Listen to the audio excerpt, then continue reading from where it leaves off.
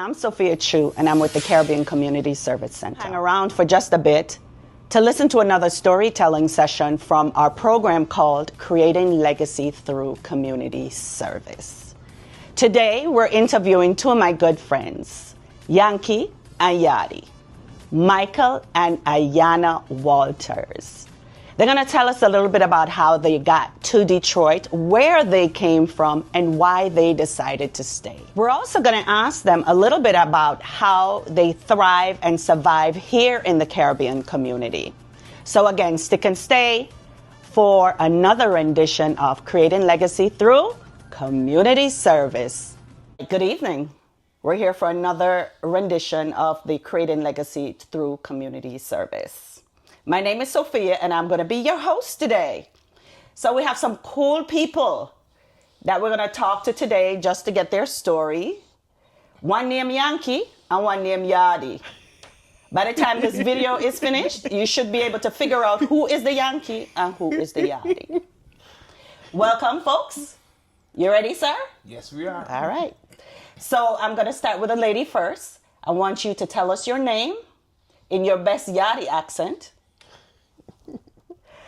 Your place of birth and some fond memories about home. My name is Ayanna Walters. I was born in Yuba City, California. Unfortunately, I don't have really memories because I was a baby and I was, like I say, a military brat. My dad was in the Air Force. I can say my fondest memories was living in Miami, Florida. And tell us a little bit about that. Why was it fond memories? My childhood, high school years, had my daughter there, really embraced the Caribbean community there. All my friends are from different sectors of the Caribbean, so still friends today. So Miami, I always say, is my home, Miami, Florida. I like that. That's my favorite spot, too.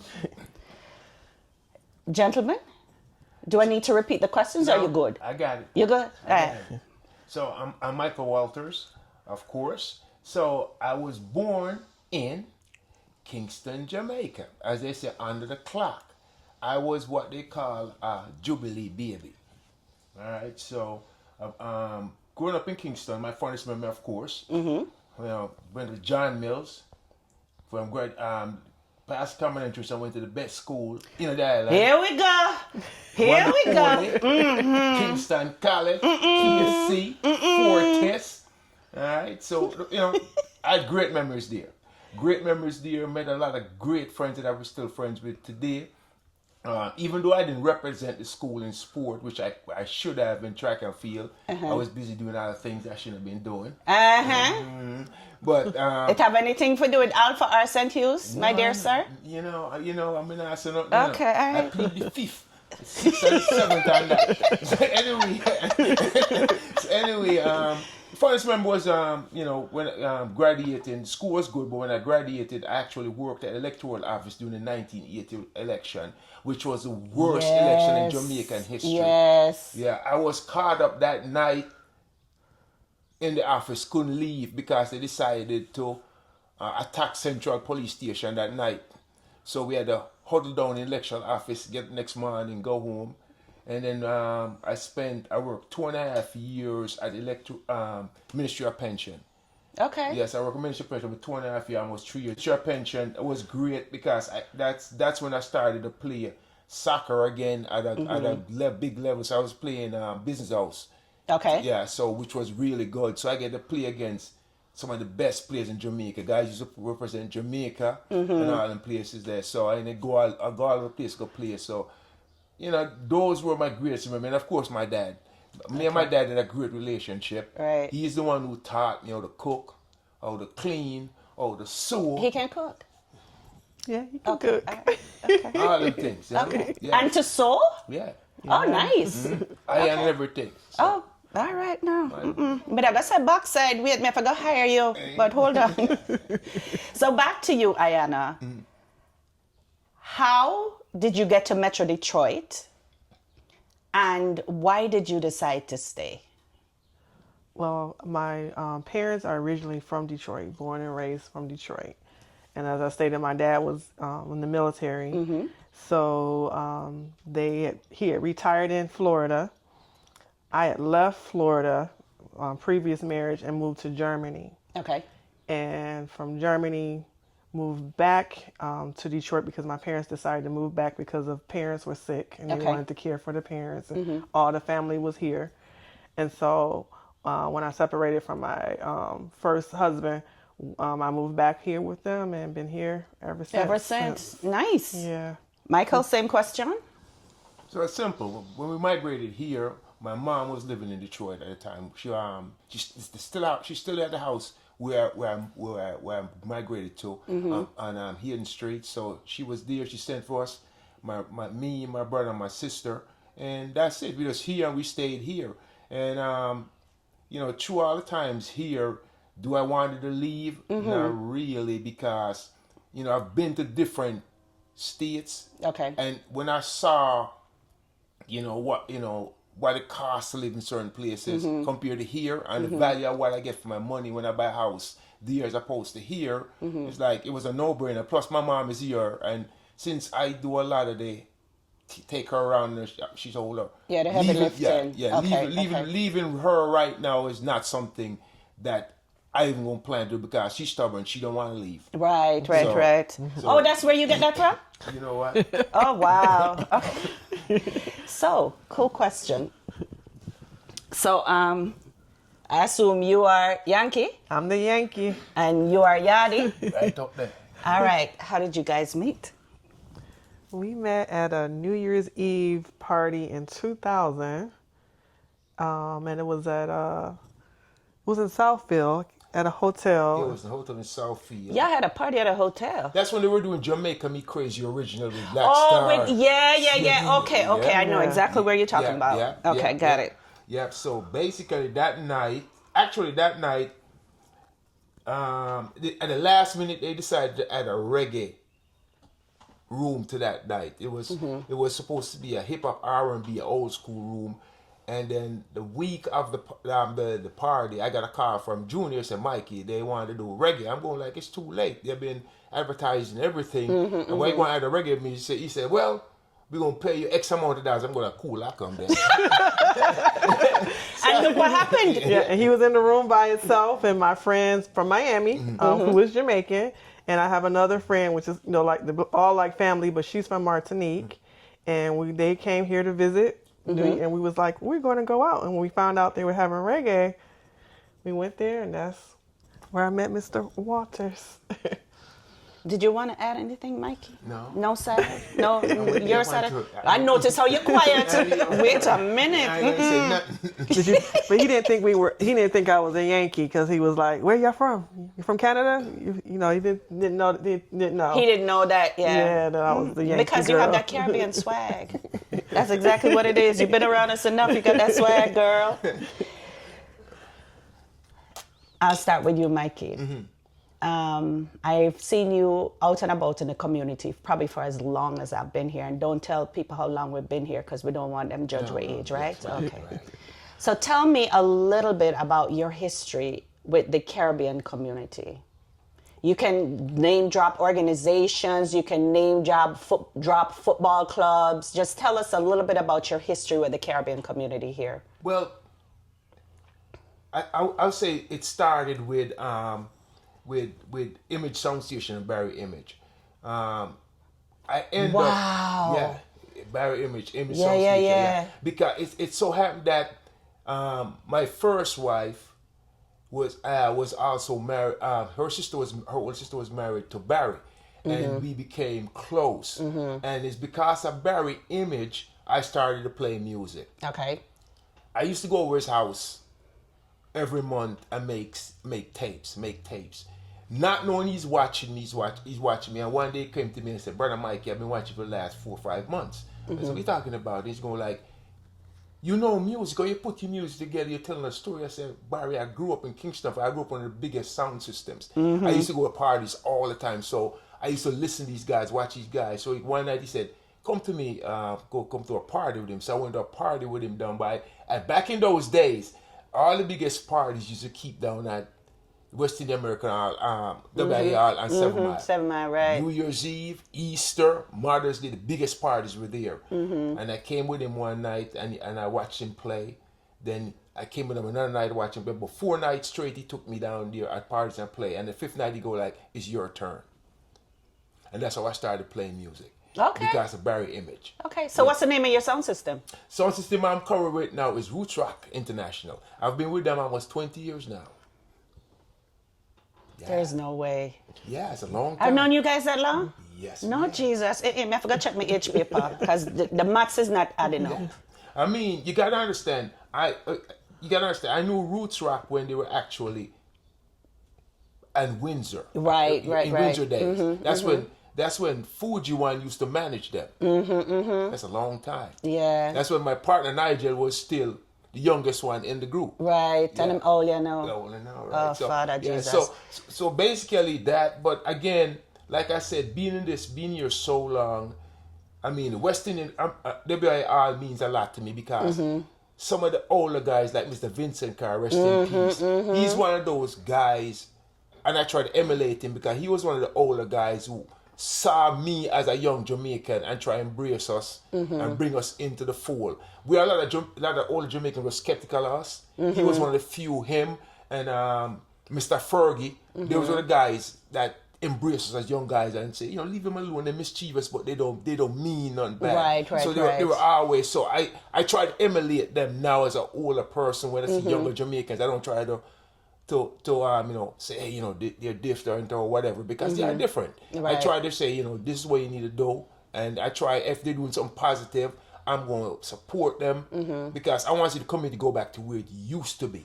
And it can never be where it used to be, honey. We can build on the legacy that they created by creating our version and when of I say used to be, I mean, there was a time when the Caribbean picnic was the biggest thing in the Caribbean community. You're talking on Belle by the boat club. Right. I remember. You're talking about when the parade when you start at Woodland Avenue from where it called Hart Plaza. Mac all the way to Hart Plaza. It was blocked. Yeah. You're talking about 20 trucks with music playing going down. So I want to see that kind of thing back again and going even bigger. Better, right? Yeah. Okay. So you are one of our newer members in the community. So tell me a little bit about some of the history that you know behind the community, any other fun events that you have gone through. Not just the one where your husband played, no, but others. Well, I used to go to the WIA Hall as well before I even met Mikey for events and parties, and we didn't know each other, but I would go. But I guess over the past years, being part of the pageant, I was really thankful to be part of that, and I thank you for embracing me in the community. Health fairs, we collaborated on health fairs, and with the COVID drive, especially during the midst of COVID, and just being supportive of each other. You're supporting of Mary Mahoney, professional nurses, Detroit, who was Mary Mahoney is the first Black RN in the United States. Mary Mahoney Professional Nurses Detroit is one of the oldest Black organizations in the United States. We just celebrated 100 years last year. And also supporting my nonprofit, Wake Up, which is Warriors Achieving Knowledge, Education, Understanding Pathways, Purpose is the up. Like I said, just collaborating and doing different events, health events. My passion is health and community. So I thank you for embracing me and coming and helping me with so many events together. It's my absolute pleasure. Together. So you've been an integral part of the pageant for the last couple of years that we've had it. How do you feel about that aspect of creating legacy with our young girls and the parents of those young girls in those kinds of events? I love it because when I see them now, they're growing, they're progressing. One of the young ladies that I was a mentor, she just graduated college, and she was in high school. So to see her graduating from high school, and I love it. I love to see the progress and not help them progress. Okay. Sometimes it's a battle when you come to a country where you don't know people, and the barrier of the Yaardie and the Yankee, you know, that those barriers, you know, to be comfortable to that I've been able to mentor your child, or I love it. I love that. You know, and that's one of the things there's always this conversation about Yankee or Yaadie or African American or African or whatever. And when it comes to the bottom line, all we need to do is create community, right? Embrace everybody and just create community. Right. I want to talk to you, Mikey. You didn't touch on the Cavaliers. Oh, and we'll talk about and the them. reason, Yes. right? And the reason I want to Yes. bring it up is we did an interview with the newer version of the Cavaliers. We did it with LaTanya a couple weeks ago, and she talked about taking it from where you guys left it to where she's taking it now. So give us a little background story behind the Cavaliers. So again, so the Cavaliers is the next thing that I want to talk about. And when we got here, we were introduced to the Cavaliers by somebody who was integral to the community. He was the guy who pulled all the Caribbean guys together. Where they come from, Jamaica, Trinidad, Haiti. That was Jeff McLeod. Yep. Jeff McLeod is integral to this community because he seeks out Caribbean people and say, okay, this is what we want you to do. Not only did he bring us into Cavaliers, he was a mentor to us, right? So the Cavaliers, that was where I formed a partnership or a camaraderie with a lot of people outside that were not Jamaicans. I played with guys from Haiti. I played with guys from Dominica. You know, all over the place. I played with guys from Cuba. I played with guys from Brazil. All over the place. And just because of that, Cavaliers, it taught us brotherhood. And that was the first time as a young guy coming into a situation where the older guys took care of us. Meaning, I was going to school, so I didn't have the money, and I never had to pay for boots, socks, the registration fee. They took care of that. The guys who were working earlier, they took care of that. So when I became older and was involved in Cavaliers, we did the same thing. So we had the younger guys who came, we did that. So that was a bond, and I'm glad that LaTanya, what she's doing now, because she's doing the same thing that we used to do, even better. And I'm glad because people understand the Cavaliers' name as a brand within the soccer community is thought about very highly. Okay, very highly. Because of all the things that we have done over the years, both on and off the field. So I'm glad. And I saw the interview that you did with her, and yeah, she's doing a fantastic job. I know she gets frustrated sometimes because Lord knows all people can be difficult. But I gotta give her kudos for that. Yeah. Yes. So our next question is, why do you think it's so important, and either one of you can take it, why do you think it's so important to stay grounded in your community? You know, in our instance, it's an immigrant community, right? That have embraced other cultures that are whether curious about us or we intermarry and we raising children together, so we kind of have this blended family. Why do you think it's so critical that we stay grounded in our community? Okay, so a good case in point is, you know, over the last couple of months, we've been going to different, you know, functions or family events where people that I grew up with, their kids now, their kids have grown up, finished high school, finished college, and we sitting there and we talking and we going like, man, when we see the kids them just in that space interacting, we're going like, this is what we want. We want our kids to know each other's kids, just like we know you guys, and because of you, I know who your sister is, your brother is. Our kids should know that, and if they know that, they got a stronger bond, they got a stronger community. But not only that, they have somebody they can talk to, because a lot of times somebody go like, man, you know, I got a degree in so and so, and I can't find a job, and someone say, you know what, I know somebody down there. You know, and that's what community does. Community not only is a place we can sit and have fun, but it's also a community. I think we help each other out because we need it. Yes, we need it, and especially at times like this. If you look at all the tight-knit community kids, whether they're Latinos, Asians, whatever, they help each other out. We got to do the same thing. And it doesn't matter if you know, if I'm a Jamaican man or American or two Americans.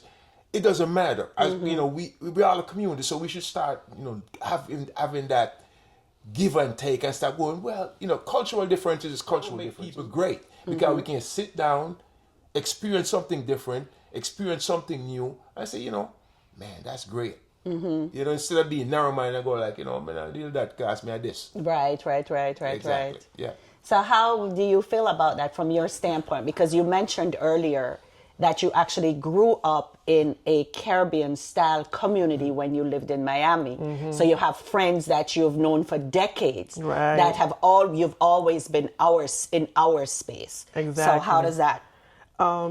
Just bringing in, keeping the history.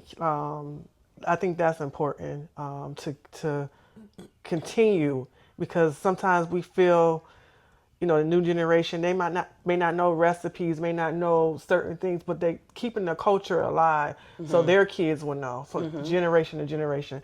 Sometimes I feel as an African American, our culture was stripped.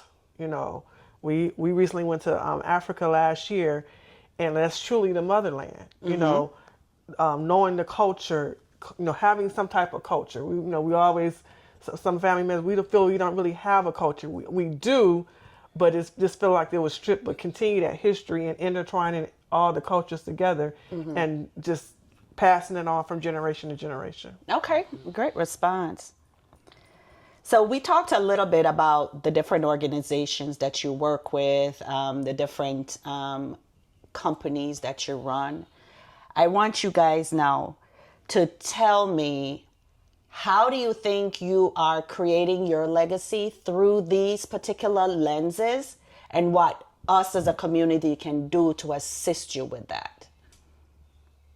All right, so let me start. So outside of that, people know me as a guy playing music, and I love football. They call it soccer, right? But people don't understand that I'm also a part of the Michigan Soccer Association board. I've been on the board for now about 15, almost 18 years. And I'm also on the board of the Michigan Premier Soccer League for about 20-something years.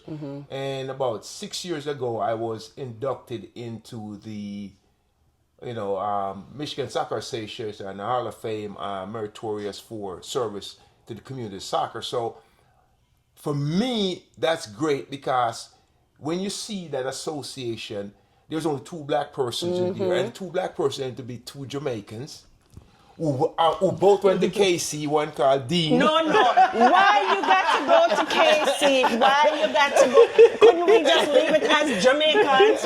No, sir, all the way back to high school, my kid. You had to add it.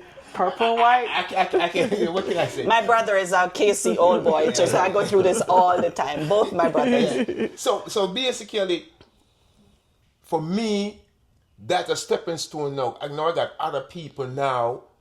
Because when I look at the Michigan Premier Soccer League board now, we got another Jamaican who's vice president. We got Latanya, we were Sean, the vice president. And that makes me proud, because, and like I tell people, a lot of times we can complain about stuff, but if we're not there to influence change, you will never be changed. Have a seat at the table. Right? Unless we're going to burn it down. Yeah, but if you burn it, you got to build it back. Exactly. So to influence change, a lot of time we got to be in that position to affect change. So when people see me now, I'm glad, because I always keep telling people, nothing's more lonely when you're the only one that looks like you in a room. You got to be strong. But at the same time, because I'm fair and I do my work the way I'm supposed to be done, I'm respected for that. So the next person now, so if I say to somebody, I want person A to take my spot, they won't look at me and go like, you're saying that because you look like, you're going like, yeah, you're the person, your integrity is there, so yes, I can do that. So that's what I'm trying to do. I'm trying to build a legacy that so when they see somebody like me, they go like, yeah, if Mike can do it and Mike said that person can do it, I believe that. I love that. Yeah. Absolutely love that. Absolutely. So you're opening doors for the others to come in. Yeah. Just be careful who you let in the room, you know. That's true. That's true. Yeah. I turn it over to you now. And I guess going back to the history of Wake Up, I currently work at Wayne State University, a research nurse that would work with patients that have HIV, from infants to adults. When we talk about sex education in the community, everyone looks like, and I tell you, you got this, how did you get here? Your parents had sex. So learning to protect yourself, but also incorporating other skills, not just sex education, but other skills, mental health, self-awareness, self-care, to help you build those skills. So when you are ready to have sex, you're ready. Okay. We don't just push you out there. We incorporate everything. But again, going back to legacy, my vision for Wake Up is to have it not just in Michigan, all over. Let everyone know, that we need to wake up. We need to learn to talk with our families, talk to your kids. Just having open communication that helps as well. I guess on the other hand too, creating legacy for Mary Mahoney, creating more Black nurses. Talk a little bit about the scholarship that you guys have for folks that look like us that are trying to go to nursing school. So we recently, every year, and each year is getting bigger. This year we gave out 10 $1,500 scholarships to junior or senior nursing students that are in the nursing program. And if you want more information, you can go to Mary Mahoney Professional Nurses Detroit.org, and we give it out every year. And one of our legacies is giving back in the community, and also just helping, encouraging more nurses that look like us to be in the field, to be in the room. And like I say, we're in a time now, if you go to the hospital, you got to have advocacy. You got to have someone there at the table to help you talk to these doctors, nurses, to advocate your care. We help encourage you to have self-advocacy. Help ask those questions. Don't just say, take this medicine. Right. Ask those questions. Right. Don't be scared. If this doctor's not for you, you can go to another doctor. So again, going back to legacy, having more people, more nurses like us that look at like us in hospitals, in clinics, where you feel comfortable and you can go to the doctor. A lot of us don't want to go to the doctor. They'll rather stay at home and just let it be. The fear. So when they see people like us, they're more comfortable to go and get care. That makes a lot of sense. Bring those trust issues down. That makes a lot of sense, especially because there's a cultural sensitivity side to it, right? Exactly. When you're in any kind of space, even us as being Caribbean people, when we enter certain spaces, people talk to us when we misunderstand what they say because that's not how we understand it. So having open dialogue, open conversations to kind of express yourself to people, so it's a lot easier the next time around. So this is I want you to put on your hopes and dreams hat.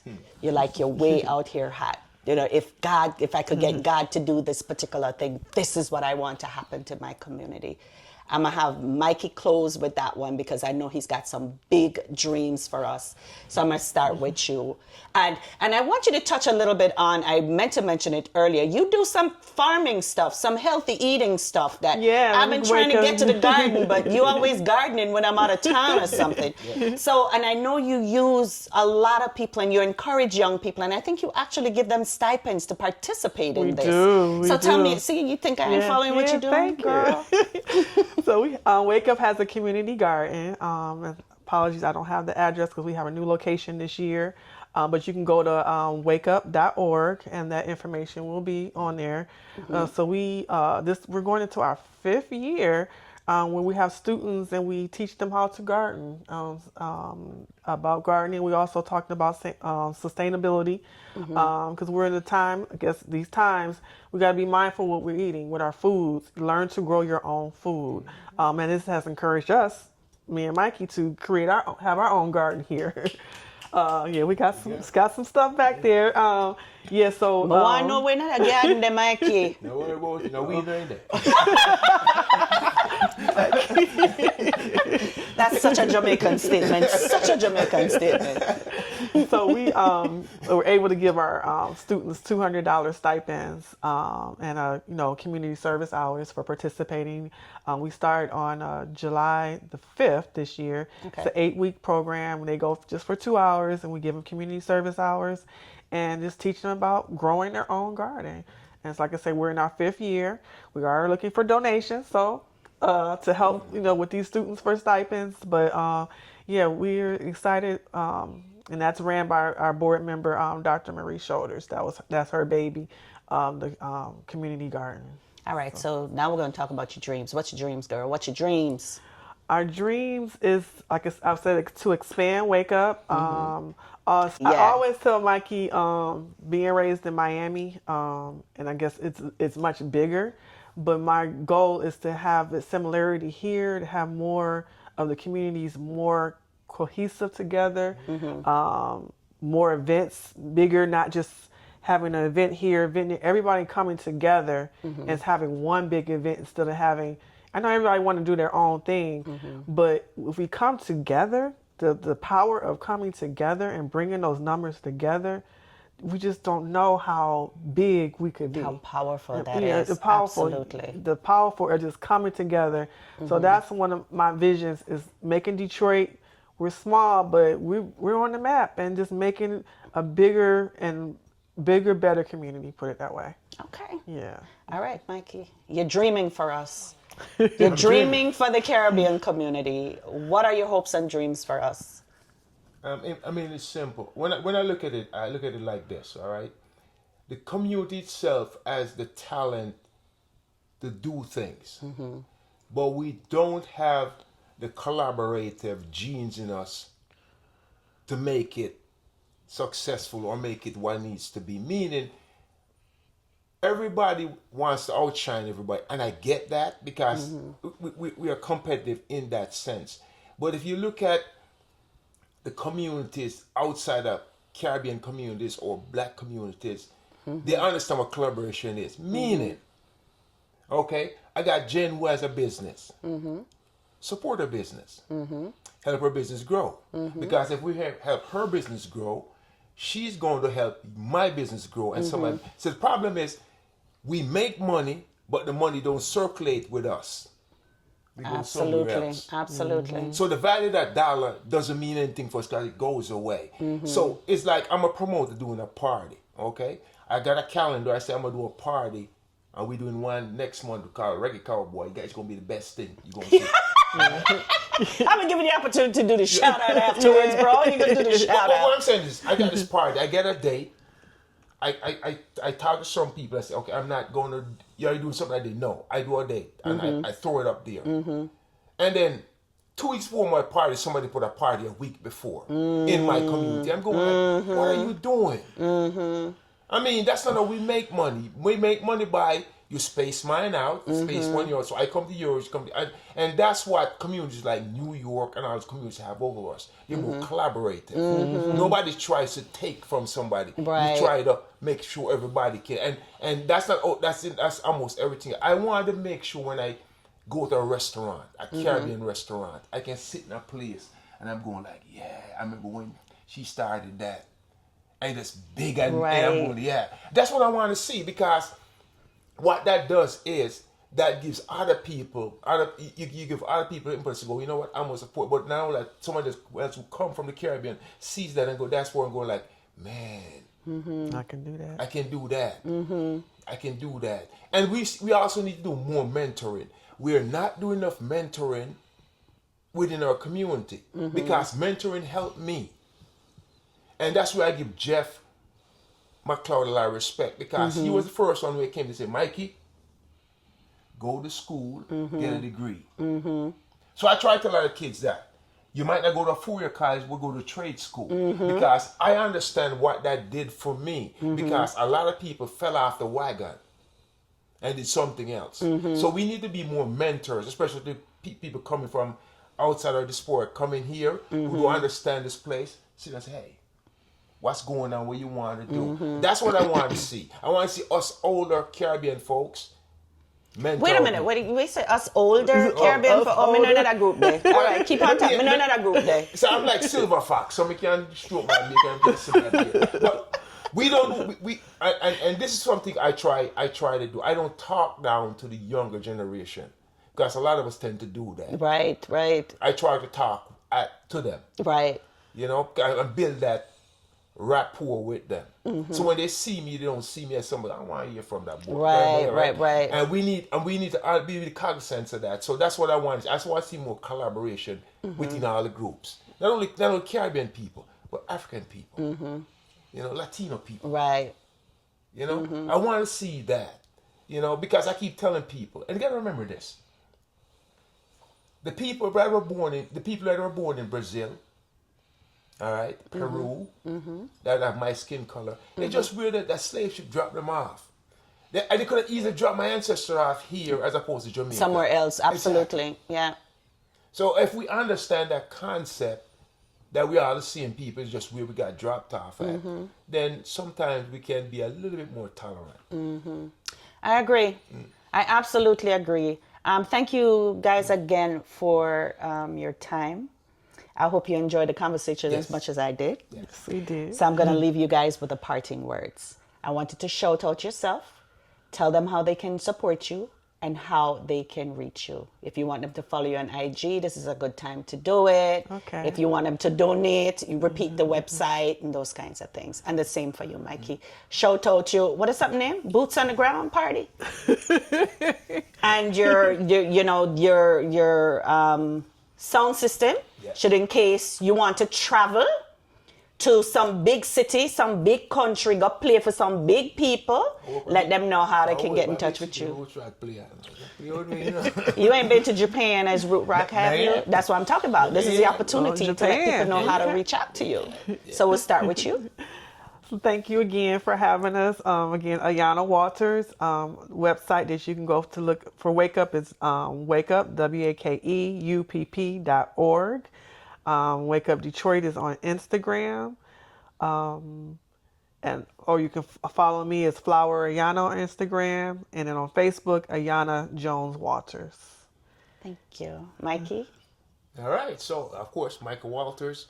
I'm Ayanna's husband. Really? I